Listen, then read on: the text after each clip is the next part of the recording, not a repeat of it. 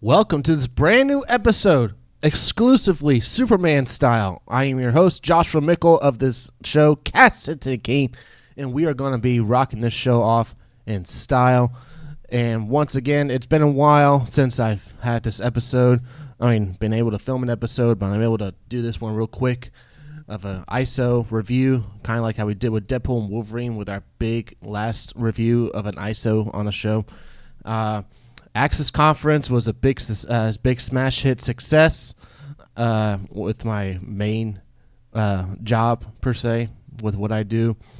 Can't say anything more. Like, it was one of the biggest hits we've ever had for our conference, and then also for our sideshow, Axis After Hours, where we took essentially what you see here on this show and applied it there with more expensive cameras, lighting, and all that stuff, and more expensive sound equipment for microphones and stuff, and fun extra gizmos that we were able to use. One of the cameras we actually used for that After Hours, I actually brought from this garage, one of my side cameras from one of the little housing games that we did. Anyways, with that being said, we are going to dive into this review, Superman, DC Studios' first film, our new introduction into a brand new cinematic universe. This film, just to give a quick backstory of how we got here, and hopefully this doesn't take too long to explain this. 2013 comes around, Man of Steel opens up, and just for the record, I love and enjoyed Man of Steel from Zack Snyder for that particular Superman.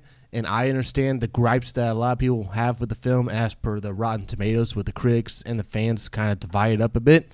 And then it showed on after that with Batman vs. Superman, which took a tumble critically and was a step down from Man of Steel, in my opinion. And then studio politics that may be of who's in charge. DC is just an IP that Warner Brothers have. They don't have their own set aside studio per se, akin to Marvel Studios and Lucasfilm, 20th Century Fox, and so on and so forth, as a conglomerate underneath a big umbrella company at the time. Jeff Johns comes in after Batman vs. Superman. Justice League is filmed with Zack Snyder still. There are changes being made. Joss Whedon gets into the mix. Zack Snyder's daughter tragically passes away. And then Joss Whedon gives us the theatrical Justice League that we get, that is the neutered version that we will come to find out with Zack Snyder's original Justice League plan.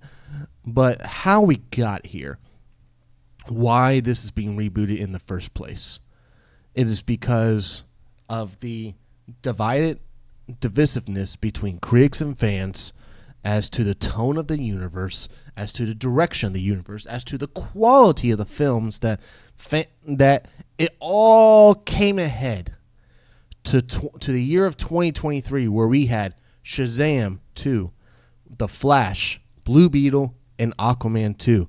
After Black Adam released in October, I believe, of 2022, those four DC films that came out all were flops at the box office, as to the evidence that fans have had enough. They've given up on this DC extended universe, the DCEU, around the circles they called it. The audience had abandoned this universe. They have given up on Snyder. They've given up on the direction that they were going to go in. And especially after the Snyder Cut was released to HBO Max at the time. Love Zack Snyder's Justice League. I absolutely love it. It is... that film ends on such a note that where we are, where the universe was at that point, and then even in 2023, you watch the end of that Justice League Snyder Cut, you're left wondering what could have been if you had proper leadership, if you had a proper studio, if you had a proper vision. What could have been after the end of that Justice League film? And that is something that's going to be told and speculated on for years on end. For years on end. Especially Ben Affleck's Batman, where they tease. I was never a fan of the Robins, like Nightwing and whatnot, until I watched Under the Red Hood, until I played the Arkham games, where they teased Jason Todd, the Red Hood, and BVS, leaving you wanting that Ben Affleck solo Batman movie of bringing Deathstroke, Jason Todd to life. You're left wondering what could have been an awesome movie, because Ben Affleck's Batman was not the issue. The script was the issue, studio politics was the issue, and lack of vision, lack of leadership was the issue. And thus, when Warner Brothers was bought out by Discovery, David Zaslav comes in, and a Luno project called Batgirl was actually being made at the time. And apparently it was so bad, like Madam Web levels bad, that they wrote off that film as a tax write-off and said, this film is unreleasable. We cannot show this to the public or to our DC fandom, or else we lose all credibility for our films going forward, which is something that Sony has suffered, unfortunately, for those batch of Spider-Man characters that I love. They have like the same thing that Sony learned the hard way with Madam Web and Kraven, that they should have placed those films as tax write-offs. That they should have done those as tax write-offs and just said, we just got to cut our losses at this point. And for better or for worse, it turned out to be the right move, because now David Zaslav at Discovery forms DC Studios. He said one of the a lot's happened between then of October 22 and now. Then David Zaslav has said that the purchase of Warner Brothers and all related stuff with Warner Brothers, the reason this merger is going to be deemed a success is exploiting and taking advantage of the IP we have with our DC characters, akin to what Disney has done with Marvel Studios. You have that plethora of IP, you have a studio dedicated to making Marvel films, and look what that has done for Disney, essentially, even though they bought Marvel Studios after they were formed in 2005 or 6 at the time, and Disney bought them in 2009.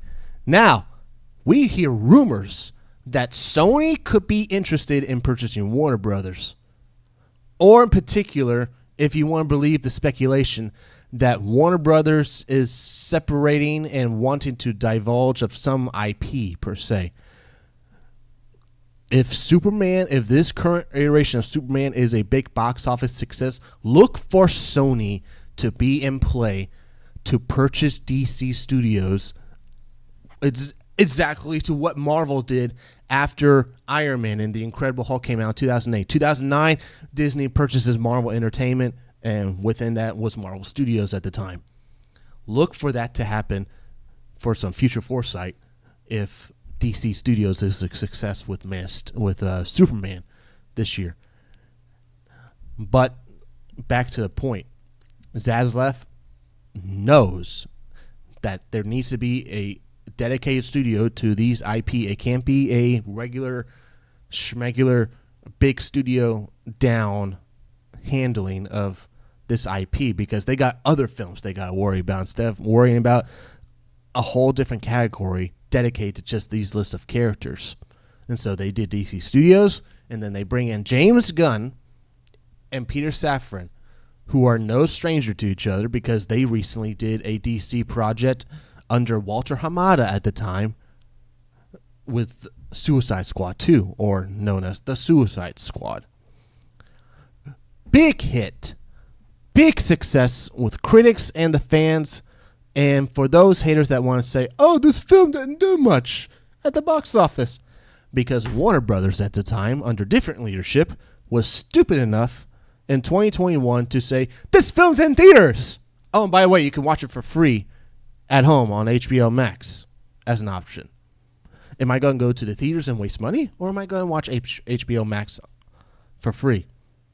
Now, a lot of us picked HBO Max, but for me, I've learned the hard way that do not watch new films that are especially coming out at home, because there are too many distractions at home versus in the theater where you're just focused on the screen. At home, there are a whole bunch of other things that you can spew off that can be distracting or are distracting.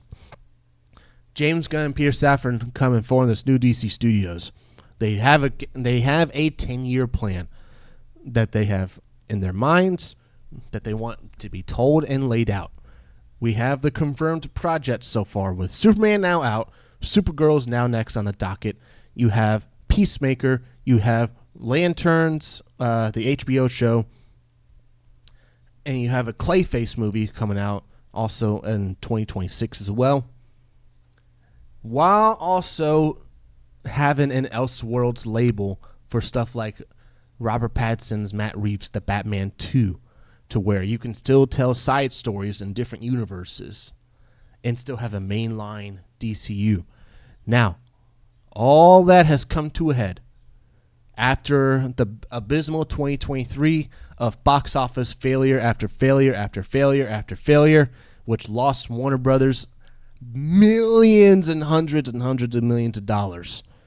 That's how bad the box office was, especially for The Flash. Has lost millions upon hundreds of millions at the box office. Now we come to a head after a year break from the mainline DC stuff, not touching Joker 2, which was just an abysmal movie in and of itself. You have 2024 year off. You are building towards 2025 and your movie cinematic launch of Superman. And what is the result of Superman, you may ask? Let's just get this out of the way. Rotten Tomatoes, an aggregate score for critics and for fans. They aggregate the scores of the critics and their reviews, and that's how you get a percentage. It is not Rotten Tomatoes gives this percentage for the film, thus it is a success or a failure. No, they gather a whole hundreds and hundreds of critics' reviews, and the critics either give it a positive or negative grade and tell that to Rotten Tomatoes to put that in their aggregate score. Thus, you have what you see online as we stand right now, 83% for critic approval. That is higher than the Man of Steel critic approval at 56%. And as I try to bring this up right now, Rotten Tomatoes, Man of Steel. And I will bring this up on the screen to show all of us. All right, and here we are right here. It is actually at 57%. And this is from over 300 plus critics out there with the review. Now, we go up here, and the audience reviews is at 75%. Now, we type in Superman.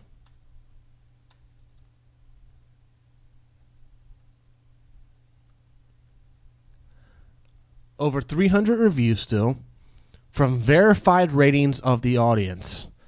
We are standing right now, as of this recording right here, at 95%. 95%. You go from 70-something with Man of Steel, and now you jump 20 percentage points with Superman and this new iteration of Superman. So those are the ratings right there all together. You have the verified fans that have actually seen the movie and not review bombing it, and then you have the critic gathering to your left there. Now for the actual review. What is this review? What is this Superman? What is this movie like? This movie, first off, this is not an origin movie. James Gunn has said this before the movie came out. We don't need a radioactive spider being shown on screen again. We don't need Batman's parents shown being shot in the back again. We don't need to see a baby Superman being launched away on a pod somewhere. We've seen that. We know the story. We know the origin. Let's just dive right into it. And there was this rumbling of there's gonna be like this Superman crawl per se. I get what they were saying, but that's not what happens. It's not a crawl per se of Star Wars akin. This film does have like a prologue that shows you of the universe that you are about to step in, the new world you're about to step into. That this is an established world for centuries upon hundreds of years in the last few years of metahumans, gods, and monsters being a thing in this world. They make it known this is a thing, and no one's surprised as to, oh my God, he's flying. Oh my gosh, look what he could do with his ring. Oh my gosh, she has wings. Where did this come from? It's like, oh no, they already know. We know, and we're going to jump right into it and not waste time telling origin stories and backstories altogether. This movie opens up with that, and then, to my surprise, actually, the first 5 minutes that was shown online of Superman crashing into the snow, that is the beginning of this movie, actually. That is the beginning of this movie. And some of the clips that I've seen in the last few days is at the beginning of this movie.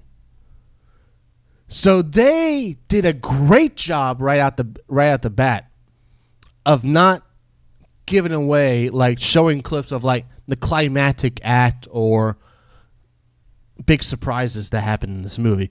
They keep all of that under wraps, and they did such a great job with that. The actual review, my personal take on this film is really, really fun. This is a really fun, enjoyable time at the theater.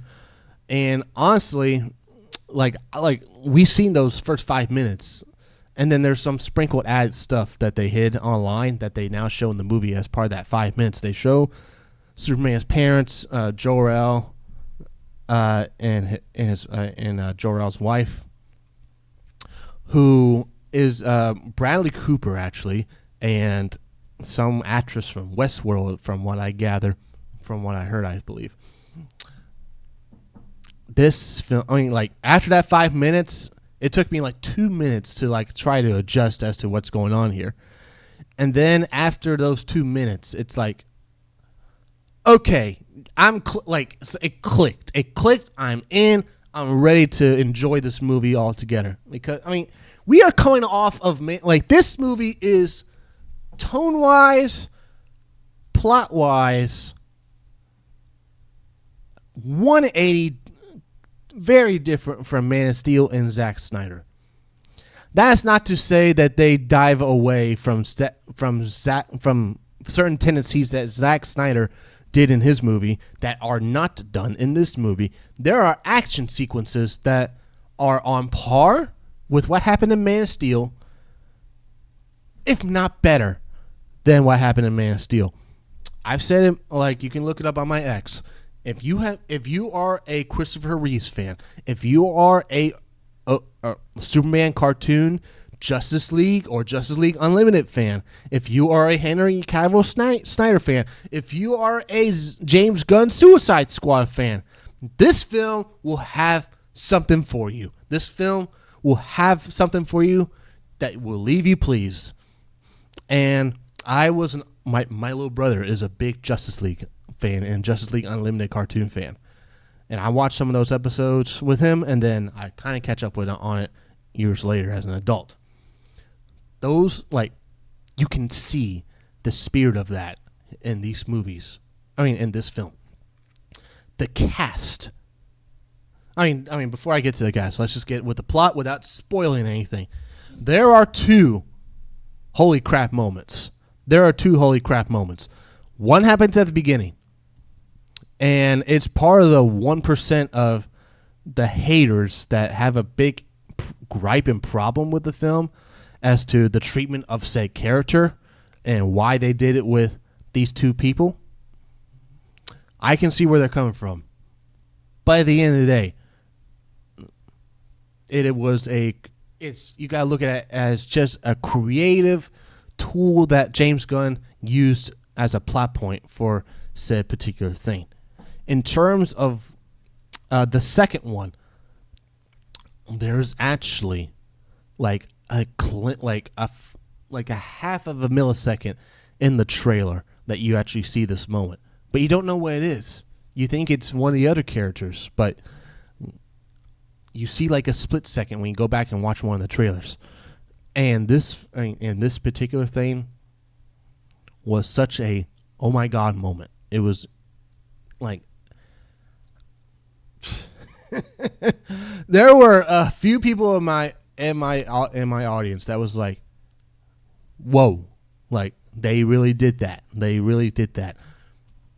And there's a sequence in the middle of the movie where there's a game of Russia roulette with Lex Luthor, and that was just one of many moments of Nicholas Hoult portraying Lex Luthor in such a fresh and amazing fresh perspective that you would see on screen from Lex Luthor. The plot itself, it is at the end of it actually, where you see like, oh, the grand master plan per se. I would say that rips from an element from the Christopher Reeves movie, and it rips an element from the Brandon Routh Superman Returns movie in 2006, I believe that year.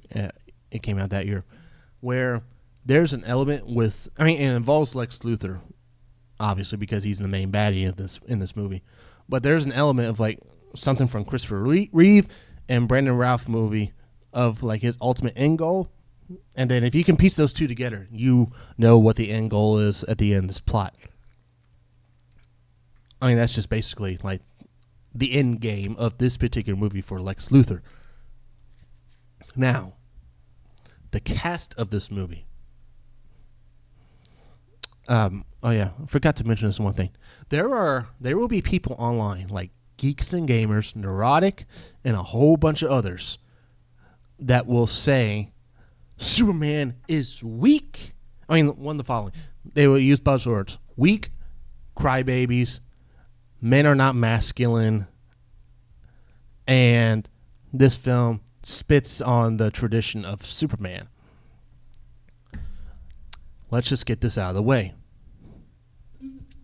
For the weak part of their argument, for those that say Superman was weak in this movie, they are being disingenuous and being flat out liars to you when they say that, and they don't include key plot elements as to why he is weak. Just disingenuous, just to forward a narrative that Variety dangled like a fruit in front of Fox News and Ben Shapiro, and they foolishly took the bait and ran with the headlines that Superman is woke. Superman is a weak one. Superman is a crybaby. They all took the bait, and that is not the end result of the film, of what was shown on screen. Those that took the bait as to saying this film is woke, those that took the bait and said, oh, he's weak, oh my god, this is not an invulnerable Superman. Disingenuous people for not telling you the full context as to why that's the case. There are plot elements I am not spoiling this right here in my review. There are elements as to why that's the case. Non-spoiler alert, you see it in one of the trailers. Kryptonite is one of them. Kryptonite's one of them. Last I checked, that is a weak spot in Superman in all of his lore. In all Superman lore. And just to get this out of the way, I don't recall there being a red sun. That's also another one of Superman's weakness. And him being away from Earth's sun is another weakness. So that second part is actually in the film, and they touch on it. So yes, Superman is vulnerable in this film. Probably the first we've ever seen him vulnerable throughout the whole portion of this film, and weak. As to why that is, those haters that are saying and leaving that out are being disingenuous, and they are liars. They are lying to you just so they can get either clicks or likes or subscribers to their YouTube channels. Let's just get that out of the way. And the views on videos that have a hate comment on the title versus the Superman video that has a positive comment, the views get bigger and bigger for those that want to draw towards the hatred. That's just an unfortunate fact with the YouTube stats right now, if you want to look up comparisons. Second of all, for those that want to say, oh men are weak, oh men cry, oh my, there's no masculinity in this film. Once again, they leave out key plot points as to why there are moments that a character has emotion in films. You want these characters to be dull and dry? Oh my goodness gracious. This is supposed to be a good review, not a rant video. Anyways, if someone were to tell you before Guardians of the Galaxy Volume 3 came out that Mantis, Peter Quill, Gamora, Groot, Rocket Raccoon, Yondu's best friend that takes over his arrow, said to you before the film came out, all of them cry! All of them cry! They're weak and they cry! What weak characters they are! Do not give you the full story as to why that happens. It is not this happens, oh my God, like they have an agenda or something. It's like, no, there's a reason as to why that happens. Something happens, and that's the reaction they get. That's the reaction they get. Spoiler alert, in Guardians 3, Rocket loses his best friends in the telling of his origin in such a brutal way that fans online will say, yeah, the High Evolutionary, who's the villain that kills the friends, is worse than Thanos. Like, yeah, I want that guy dead right now. That was such an evil thing he did. Anyways, trying to get back on track here. Another criticism from particularly those two with Narag and Geeks and Gamers is the Ma and Pa Kent characters. Like, oh, they're portrayed as dumb Southern characters. No, they are not. Have you seen recent depictions of those type of characters these days? It's right in line, and that's not a bad thing. Okay? I have family members that are like that. Okay? That doesn't mean they're stupid. It's just how they are. They are old. Shocker. The older you get, some people don't, act or either are a particular way. That's not because they're stupid. It's because of life, okay? It's because they get old, and when we get old, we wither, we die, and then we go to heaven, and so on and so forth. I mean, that criticism from those two about the Ma and Pa Kent characters there was a moment where something controversial happened at the beginning of the movie related to Superman, and then it's brought up again by Pa Kent in this movie, where it's like, you are not defined by what other people say about you. You are defined by what you choose to be. Essentially what he said to Clark Kent, to Superman, on the farmyard. And that message right there should ring true to everyone in life. It doesn't matter, and this is one of the key plots and the main message that James Gunn and DC has done with Superman in this film is this message right here. It doesn't matter what beginning you came from. It doesn't matter who your parents were. It doesn't matter if you came up in a rough situation. It doesn't matter where you started. What matters is how you carry yourself as a human being, how you carry yourself in the community, how you live out your life to be a better you, to be a great example to others.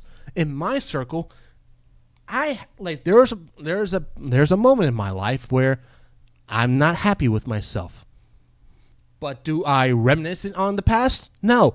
I take what I learn, I use the mistakes that I have done, and I learn from them, and then I take them with me as reminders as to what not to do. I'm a wiser man for it, and I am a better person today than I was back then, and I live myself out to be the person and what I want to be, a better person in my society, living Christ-like in my community. Be a living example to others as Christ would be. And so the message of this film was resonated much with that Pa Kent character. And the rest of the movie was some fun action after that, towards Act 2 and Act 3. The whole film is action, actually. This film is only 2 hours something minutes long. It's not 2.5 hours. It's not 3 hours. This film could have actually been longer, in my opinion. But this film, it is like they're not wasting time with anything. They keep going and going and to the next thing, to the next thing, to the next thing, and to the next thing, to the next thing. This film is well paced.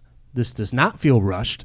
At the end of the movie, when the credits roll, we're wondering, wait, oh shoot, that went by fast. The movie's over already? And it's this time? It does not feel like that at all. It really doesn't. And so, now, down to the cast. David Cornsweet, Rachel Boswell, I believe her name is, Nicholas Hoult, the whole crew and cast, Nathan Fillion's Guy Gardner, and the guy that plays Mr. Terrific, who we last saw in the X-Men First Class movie as Darwin, actually, funny enough. So he's no stranger to these comic book movies. The voice actor that plays the Superman robot number 4 is actually the same guy that plays K2SO in Rogue One. And I read someone's comment online that said, isn't 4 essentially just K2SO from Star Wars? To which all of us are like, yeah, he is. There's nothing wrong with that, though. He's a robot. He's a freaking robot. Like at the behest of Superman. And if that involves a K2SO element from Star Wars that we see the connective tissue there, then so be it. It's still fun to see. It's still fun to see, and it still works in this world of DC. The cast is the chemistry. There's no words to put this. This is one of the best chemistry casts you could ever see on screen. The romance between Clark and Lois, you believe. The hatred that Lex Luthor has, you believe, on screen. The character motivations of Hawkgirl, Guy Gardner, Metamorpho, Mr. Terrific, a whole bunch of other characters in this movie. Jimmy Olsen has a side story, which is quite funny. You believe it. It's never, ever should we doubt, in my opinion, James Gunn's ability to cast people. Because look at Chris Pratt when he was cast as Star-Lord, the lead for Guardians of the Galaxy 1. He was coming off of Parks and Rec, and he turns out to be a great Star-Lord. Look at John Cena, a budding actor out there somewhat iffy out there with his acting ability, is cast as Peacemaker in the Suicide Squad. Great pick for Peacemaker. Now we look at the broad cast of Superman.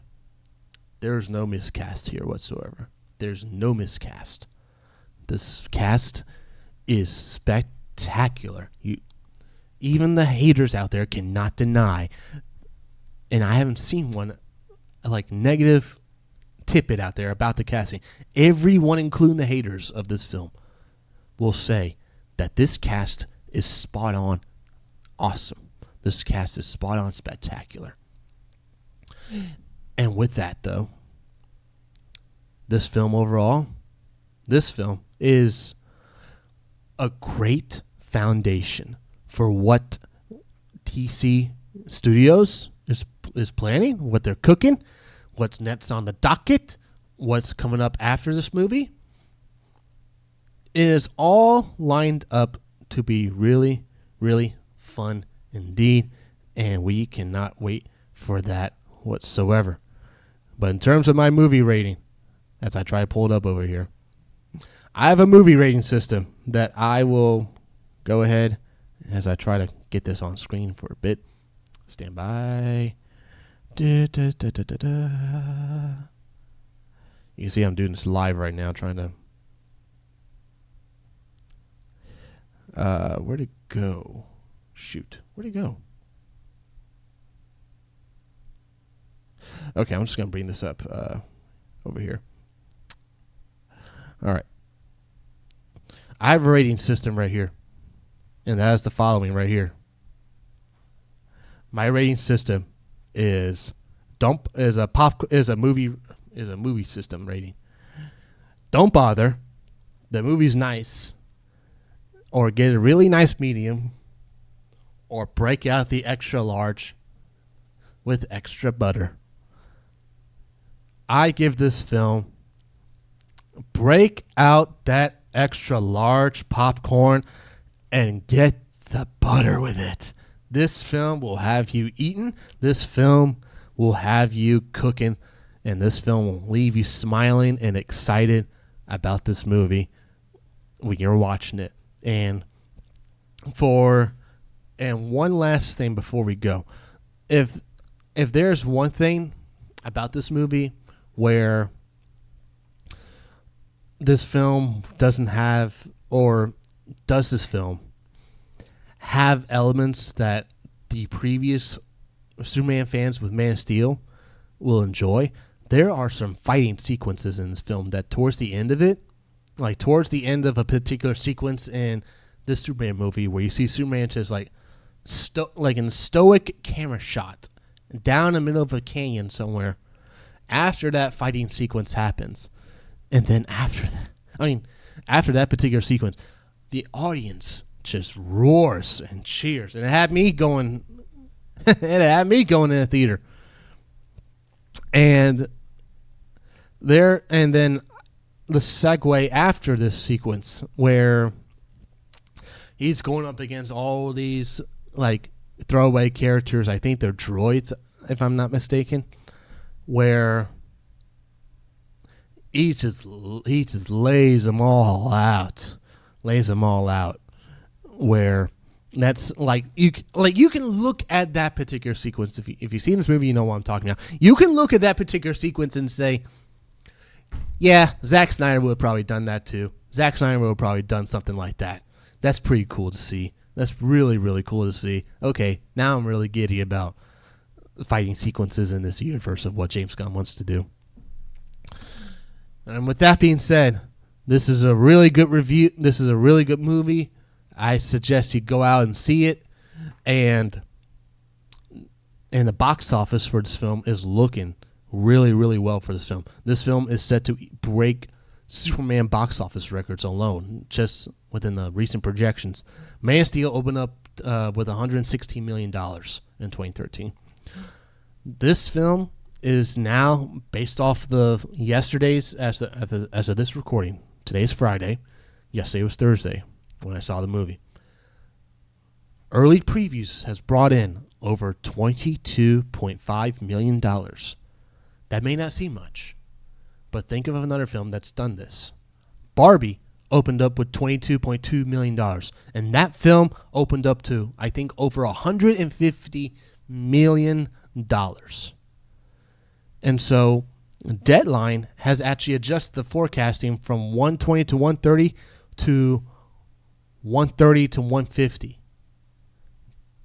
The highest grossing ever DC film is Batman vs. Superman Dawn of Justice with $166 million.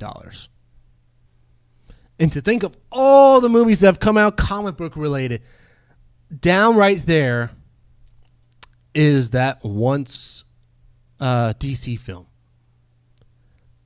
And I have a hunch, I may be wrong, but I have a hunch that when we get today's numbers reported on Saturday, we are going to see a projection of this film between 150 and 170.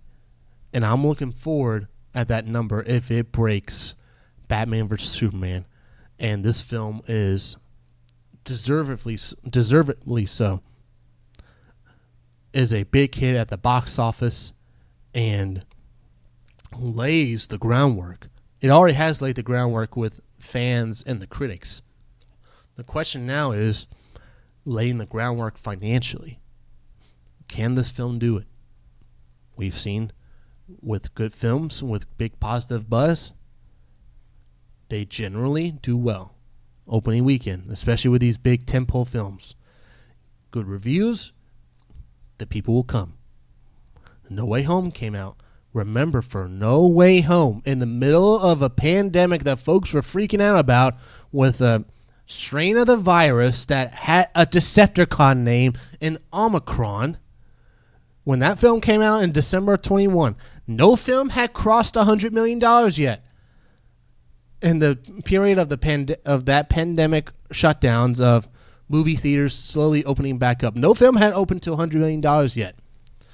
The film was tracking anywhere between 120 and 150. What did that film do? That film opened to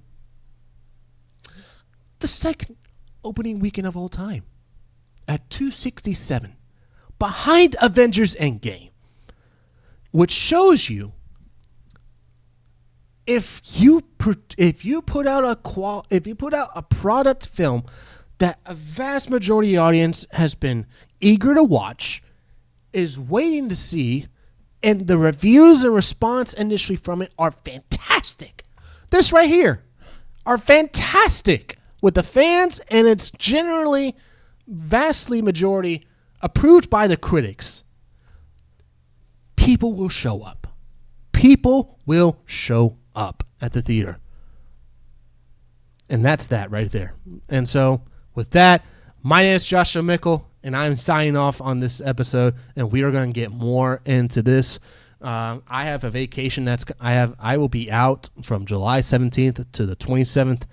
I will be away with my wife somewhere, and then after that, we're getting into Titans training camp, baby. I can't wait to get back into some sports talk. We got a ton of movie reviews we got to do from Lilo and Stitch. F1 was freaking fantastic of a film. That is a fantastic movie, F1. There are so many films that we still got to review, and we will get to those reviews, especially Lilo and Stitch. And with that being said, my name's Joshua Mickle, and have a super kick it to the king day.